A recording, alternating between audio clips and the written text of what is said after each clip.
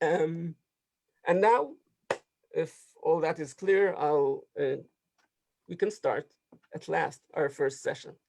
And we have here two speakers today in our first session, Axel Gelfert and Sarit Barzilai. Our first speaker will be Professor Axel Gelfert, Professor of Philosophy at the Department of Philosophy, Literature, History of Science and Technology at the Technical University of Berlin. He is the author of 2 books and dozens of articles on the epistemology of testimony, philosophy of science, and philosophy of technology. Also one of the most widely quoted discussions of fake news. But I won't take any more time to tell you about his very interesting work. Instead, at the end of the session, we'll post links in the chat box to his academic homepage and Google Scholar page, so you will be able to learn more about his fascinating research. And with this, I'll leave the virtual floor to you, Axel. Great, thank you very much. Thank you for having me, and I hope it's a great pleasure to be here. I'm very glad to be invited and to see so many people being interested in this workshop. And I hope that everything is displayed fine. If there are any technical problems, please do write it in the chat, and I'll try to keep an eye on it. So since I want to have some time for Q&A after the talk, I want to keep things short and begin by listing a few things I will not try to do. And then the one thing that I do want to convince you of in my presentation today, which I've entitled Cultivating Epistemic Routines for Navigating Toxic Epistemic Environments. And so the kind of layout of what I want to achieve and what I won't, what I'm not planning to achieve is sort of in lieu of a more elaborate introduction that one could be giving in terms of the rise or alleged rise of post-truth politics, media, and public communication. So what I will not try to do, because I'm assuming that in front of this audience I don't have to, is to convince you of the real and valid concern for such things as fake news, partisan miscommunication, and the important but not exclusive role of social media and other algorithmically tailored sources in all of this. I will also assume, without much argument, that even though there are extensive historical and other sorts of continuities, there's also something novel about recent trends in news consumption and news production. And I think this was highlighted very nicely by the introductory words just now, that something seems to have shifted in our engagement with news and with the media. And even though one wouldn't want to overstate it, I think it's important to acknowledge that real existing shift. Now, the positive part of the talk is really twofold, and it's quite modest what I want to achieve. It is first that I want to suggest that some of the problems we collectively face in relation to fake news are due to a mismatch between epistemic routines on the one hand that were acquired previously and novel information environments for which these epistemic routines are no longer adequate. And I'll say, of course, more about what I mean by adequacy and what's a good epistemic routine to have, what it should achieve. And secondly, almost as a corollary, that what is needed in order to address the issue is to enable people to cultivate adequate epistemic routines that ensure good information uptake. This is really all I want to do by way of introduction. So let me just run through the kind of step-like approach that I've sort of outlined. And I do want to take a very brief step back and look at a sort of by now historical remark, really, but quite a prescient remark by Herbert Simon about the information-rich world that we now inhabit. So Simon writes, this is, I believe, in the 1960s, in an information-rich world, the wealth of information means a dearth of something else, a scarcity of whatever it is that information consumes. And what information consumes is rather obvious. It consumes the attention of its recipients. This not only rings true in general terms, but I think is especially pertinent in the case of news production, which in many countries has seen a decline of regular streams of income from print ads and subscriptions to more of a need to generate user traffic online and to use new metrics of user engagement. And as a result of these changes, many of which are driven by economic and technological shifts, There have also been systemic changes to the processes and mechanisms by which news content is created and disseminated. These changes are pervasive. I think that too was highlighted in the introduction to this workshop. And they affect those of us who use the new technologies, and that's pretty much everyone, certainly everyone listening in now. They affect us almost regardless of our own intentions regarding what we wish to achieve with those new media. And I think that is an important starting point. In particular, many of the systemic changes we see seem to aim at cornering attention.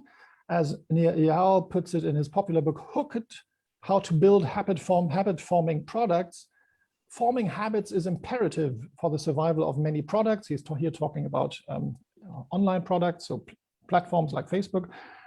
As infinite distractions compete for our attention, companies are learning to master novel tactics to stay relevant in users' minds. And of course, it doesn't take much to guess what relevant means here. It means getting users to spend more time on these platforms. And that applies to Facebook as much as it does to your sort of online newspaper or other kinds of news sources that you might be using. So that already suggests that news providers too have begun catering to the very heuristics and biases that have been shown to modulate our reasoning.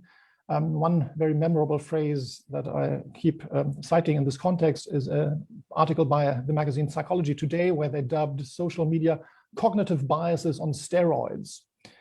So providers of fake news have been not unaware of this at all. They have been especially keen to promote their content by playing to the, and one must add, universal cognitive biases and heuristics that we all exhibit. Partly, of course, they do that in order to compensate for their lack of an established readership. So they're constantly put under the pressure to attract new readers and corner more of their attention.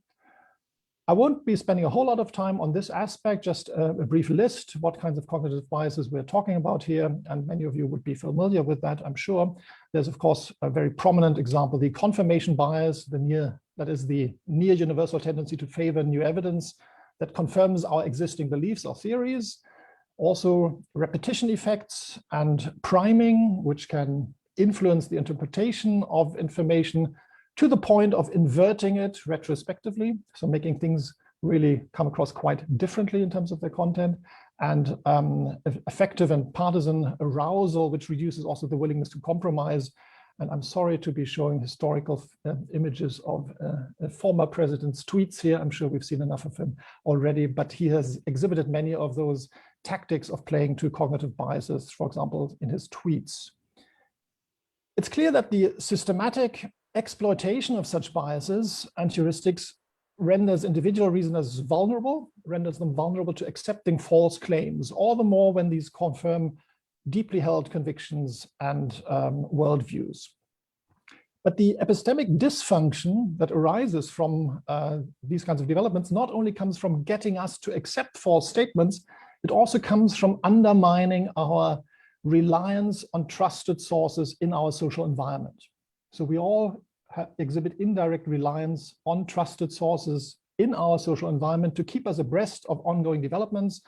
The term that under which this goes is epistemic coverage. Sandy Goldberg has coined that term.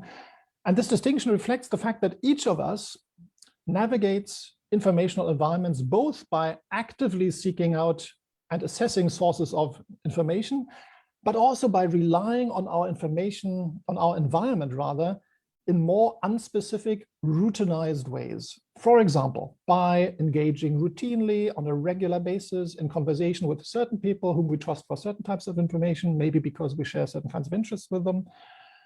Another routine would be subscribing to a newspaper, whether online or offline, so that you get a kind of bundled up information on a bunch of topics on a regular basis, following particular sources over time, and so forth.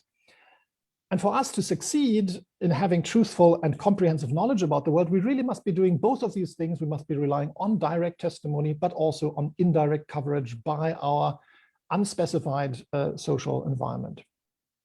Why is that important? Because both can go wrong, and what goes wrong with attacking indirect reliance on our environment, I think, is also nicely exhibited by Donald Trump's behavior in past days, where he used to employ this phrase fake news in order to dismiss complete news organizations, as in the failing or the fake news media or the failing New York Times, where he wasn't just trying to get us to accept his version of events. He wasn't just trying to instill a new belief. He was actually undermining trust in mainstream or legacy news media at large. And this is, of course, straight out of the playbook of, in the political realm, out of populist propaganda, and is in essence, epistemically, an attack on our ability to engage what I want to call knowledge maintenance, an attack on our ability to update our beliefs, to maintain our knowledge, to develop trusted and actually reliable epistemic routines and relations with our environment. So I think there's a kind of really important aspect that sometimes gets overlooked in these discussions. Now, you may think that this is all nice and well as a theoretical analysis, but what should we do about it? What would we do about it, first of all, to safeguard our own capacity for knowledge maintenance, if that's what I'm after? And secondly, what can we do to help stem the tide of fake news in our communities? Existing proposals tend to focus on one of two options, either on the individual responsibility of consumers or on technological tweaks. And I'm leaving aside sort of more political calls for, say, centralized regulation of news platforms and news providers, which lead to all sorts of other political issues, which are important, but I'll just focus on these two classes of responses. Take, for example, the challenge of overcoming filter bubbles on Facebook, since over time, Facebook eliminates from your feed friends that you haven't interacted with, as a result of which you may encounter a narrower range of opinions and stories that you would have encountered otherwise. Now, two of our workshop participants and guests here, Boaz Miller and Isaac Record, have suggested that we should actively bypass the algorithmic curation, as it were, of our newsfeed and explicitly casually visit Facebook profiles of people that we haven't interacted with in the past. Because the thought is that we can leave our filter bubble actively and create online engagement, and perhaps even by creating online engagement, retraining the algorithm to a certain extent, so that that places us in a better position to epistemically profit from this indirect reliance of people in our network, people in our social environment. Another suggestion has been to speak up whenever one encounters falsehoods and misconceptions, especially within one's own peer group, if one thinks there's something amiss. The idea is to leverage on a shared cultural identity in order to challenge received wisdoms within one's own group. Carrie Figdor has a very nice example of this, of Jerry Taylor, a former climate skeptic, who then came to appreciate the force of the scientific evidence, and whose background as a white, middle-aged American conservative allowed him to reach audiences that otherwise tend to ignore scientific statements coming from sources perceived to be more progressive, like universities and so forth. Another suggestion from coming, unsurprisingly, perhaps from philosophers, is that we should invest in education and instill critical thinking in the younger generation. Now, you might think that's a bit self-serving, because that guarantees philosophers a job in teaching critical thinking. And it's not a cure-all either, because motivated cognition, so the basically reverse engineering of assessments of evidence such that one's deeply held beliefs and convictions come out intact, motivated cognition can be heightened in some context by a high level of education. So to put it crudely, well-educated people are essentially very good at using their argumentative skills to convince themselves that they and their in-group are right. And this suggests that we shouldn't just fight sloppy thinking by teaching critical thinking, but that we should really challenge intellectually lazy loyalties that people might sort of have gotten used to. Relying on fact checks can also be a useful tool, but fact checking has its own challenges. For one, there's the question of who guards the guardians, so who checks the fact checkers. And also, given that the most reliable fact checkers tend to be those who are trained and employed by legacy news media, a modicum of trust in those sources is already, needs to be presupposed in order for this to work. Etienne Brown puts this nicely: the consumption of fact checks is concentrated among non-fake news consumers, so they often just, fact checks don't often reach their intended audience. Those who need the fact check most are not going to be the ones who trust the fact checkers. What about technological tweaks? Can we perhaps in a sort of paternalistic way nudge users towards a more critical engagement with information sources? As some of you are probably as users aware, there are various attempts to implement that. Facebook has this little feature where as you hover your mouse cursor over a news source or an article, this little eye appears, but much more discreetly than what it's shown here. It doesn't have this red thing around it. And you can click on it, and that opens up a preview of a Wikipedia page, which is supposed to tell you some information about, how long has this news source been around, what's the geographical distribution, who funds it, if it's a state-funded or public funded source.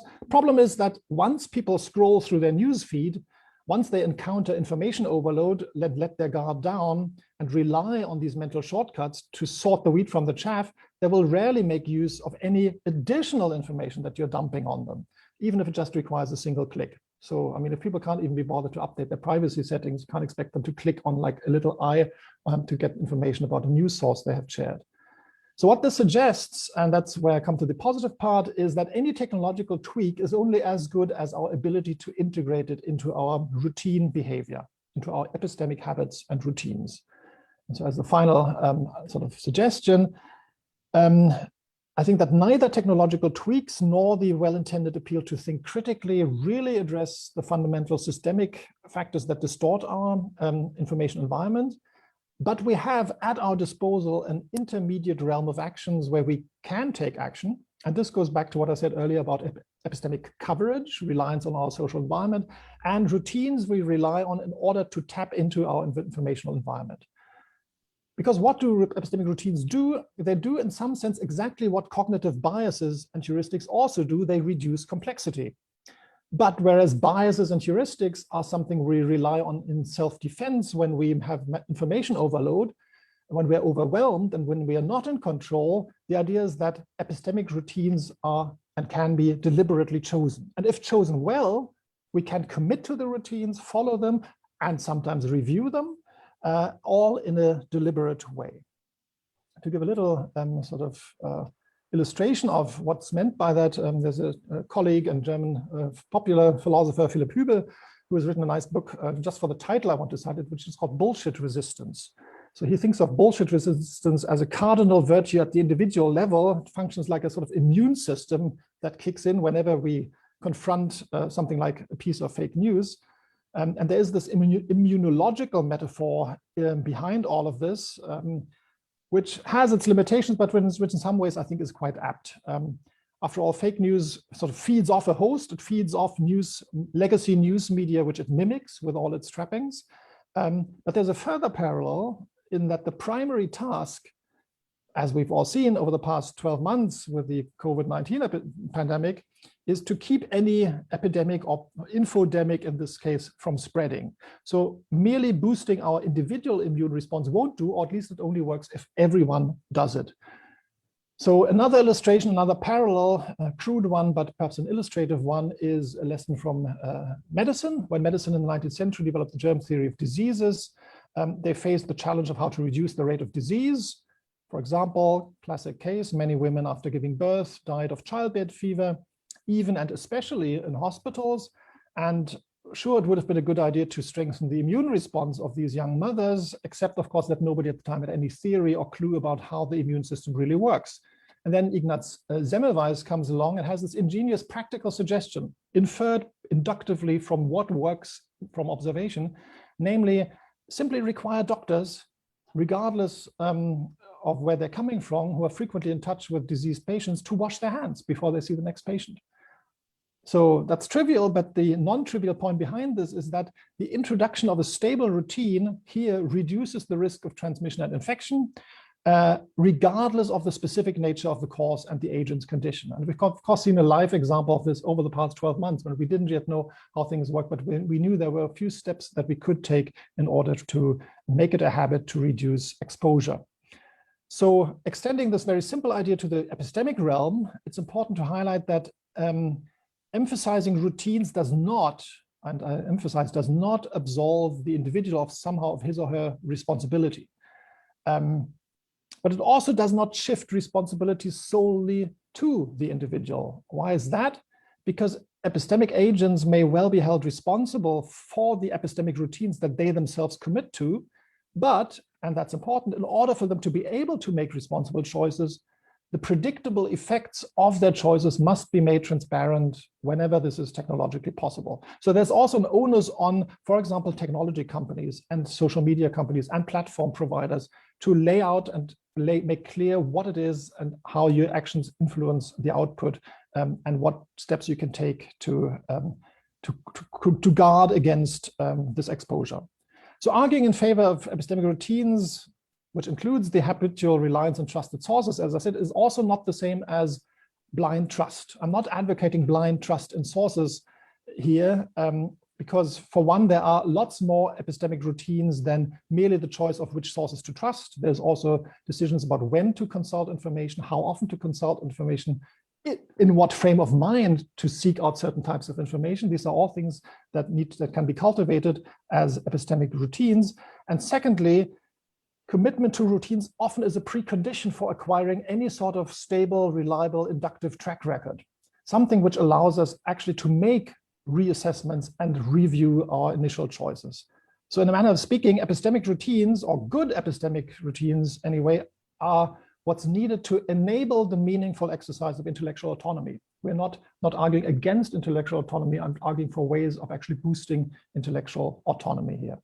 So to conclude, what follows from this, when it comes to knowledge in our current, let's call it post-factual world, if that's the overarching term, carefully chosen, stable epistemic routines are as important as ever for the goal of successful knowledge maintenance. And at the individual level, they allow us to reduce complexity without surrendering our critical faculty.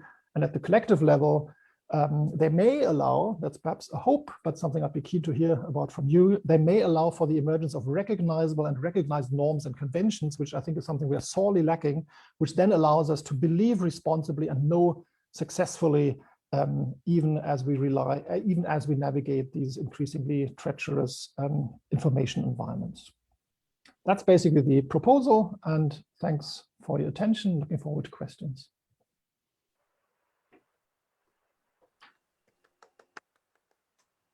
Thank you very much, Axel. It was very interesting, not surprisingly interesting.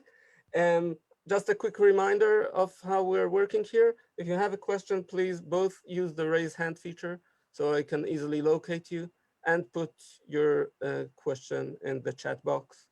And I'll first give priority to active participants in the workshop. So let me see. I see that T already has his hand up. Let me just try to unmute him.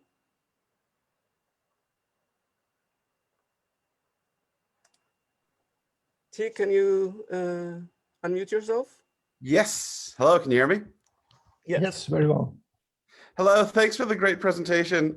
So let me, oh boy, hold on. I have a companion here who wants to participate in the Q&A. So here's my basic worry. So the problematic that you're describing that I share with you is the view that people's trust settings have been screwed up. And so, you know, some people's trust has been captured by the Fox News world. And so if you ask people to make intentional choices about which further news gathering institutions to trust, those choices will be screwed up by their background beliefs and their captured trust.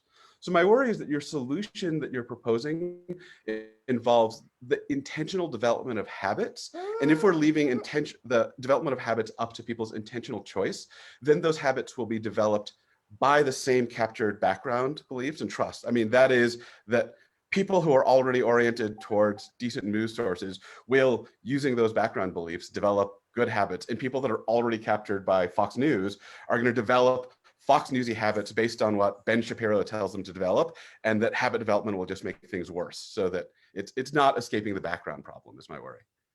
I think that's a very legitimate worry, and something I'm trying to get my head around as well. I think that in this discussion, sort of habits and habitual reliance, well, it sort of gets a bad press, and I think it needs to be given a better run for its money, as it were. I mean, it's definitely true that, of course, you know, always turning on one news source, especially if the news source is biased, might end up actually making things worse.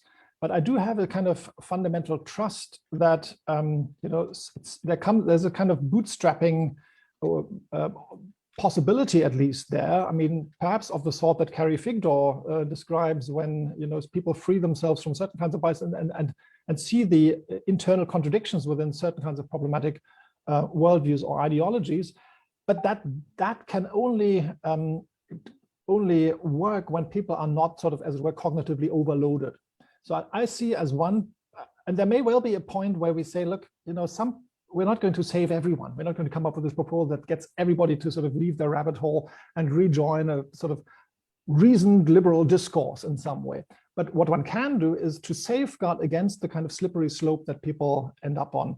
I'm kind of hunting around for empirical evidence, and there's interesting suggestions that certain kinds of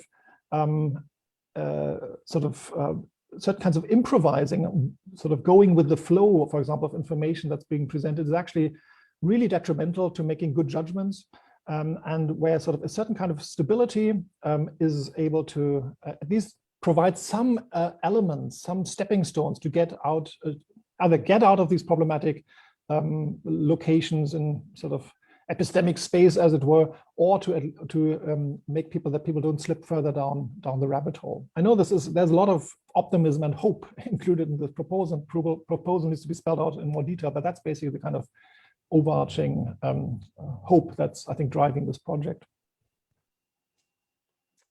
Okay, I have Beba Sidradlik. I hope I pronounced the name correctly. Let me. Oh.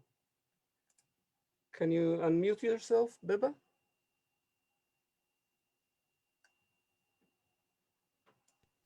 Okay, there we go. I got it. Okay. And you said Beba perfectly. Thank you. Okay. Thank you so much for a great presentation, Dr. Gelfert. I learned a lot from it, and I'm persuaded by a lot of your points. I have a question and a comment. The question is, how much do you see your suggestions as applying to how we critically appraise traditional media as well? And how much do you see it as being specific to online spaces? Again, a really good question. I think one that often sort of gets left out in discussions. Sometimes one gets the feeling that we have left this golden age of reasoned discourse where nobody was ever ideological and everybody was open to counter-argument, which of course was never the case.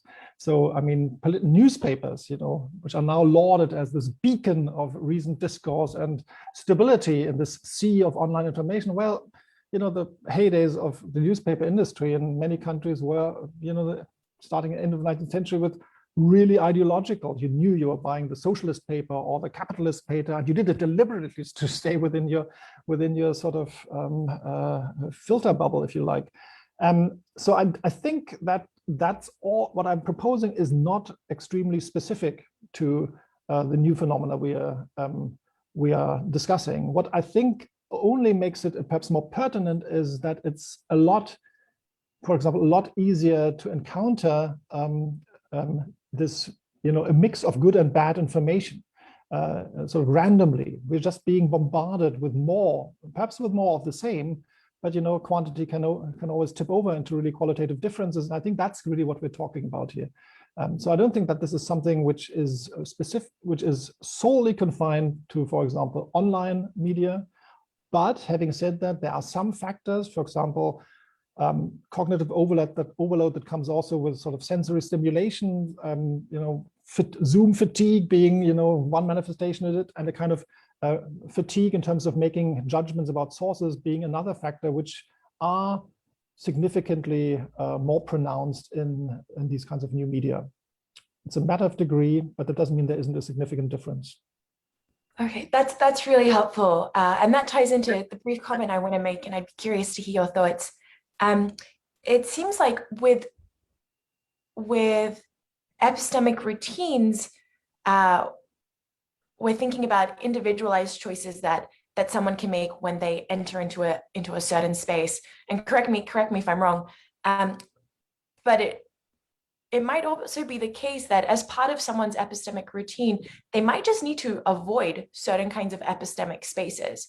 So if Breitbart or Fox News is reliably sharing misinformation or disinformation, it might just be the case that the epistemic agent doesn't want to interact with them, with those purveyors of news at all. And I'm wondering if, I take that to be the case. I'm wondering, do you take that to be the case? And if so, would that be a responsible epistemic choice to just avoid?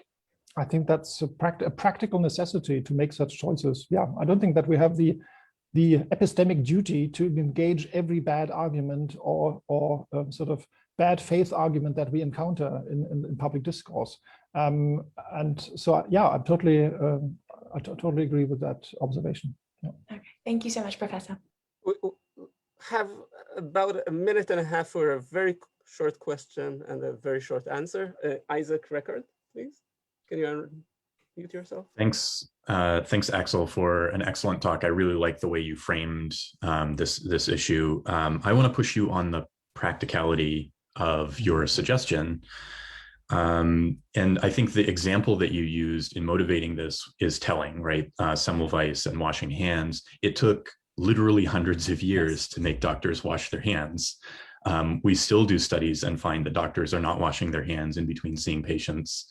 How realistic is this proposal of yours that we might fix this problem by adopting hygienic information routines? And how can we tell if one is even working?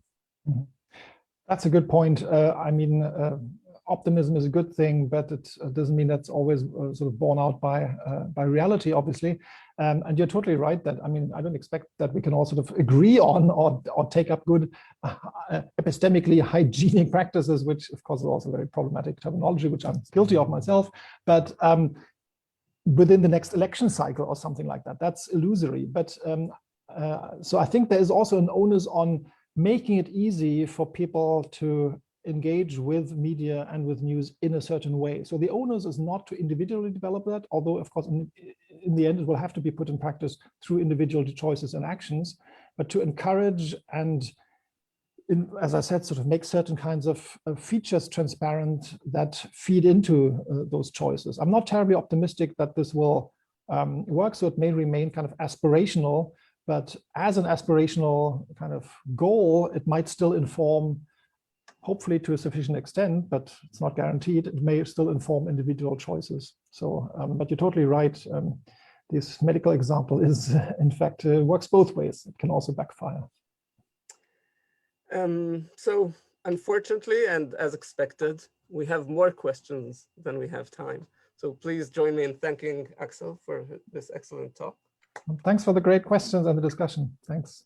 And